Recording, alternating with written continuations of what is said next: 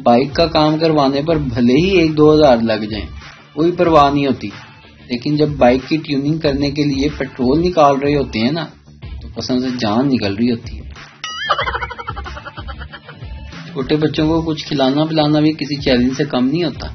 इससे बेहतर है कि बंदा खुद ही खा जाए। 21-22 साल की उम्र में इतने भी मैच्योर मत बनो कि अपनी बातों से 2 बच्चों की माँ बाप लगने लगो। देखा जाए तो झूठ बोलने की ट्रेनिंग का आगाज अक्सर घर से ही शुरू हो जाता है। जब बच्चे से कहा जाता है, कह दो कि अबू घर नहीं है। लड़कियों के हर ग्रुप में एक लड़की ऐसी जरूर होती है जो पूरे ग्रुप की अम्मा जान होती है। मैं जब भी शॉपिंग करके आती हूँ तो अम्मी को हर चीज की आधी कीमत बताती हूँ, लेकिन फिर भी अम्मी जी से यही सुनने को मिलता है, आखिर क्या जरूरत थी इतनी फजूल खर्ची करने की। जिंदगी में बहुत कुछ करना चाहती हूँ, मगर क्या करूँ, ये नींद बड़ी आती है। लड़की का पैगाम।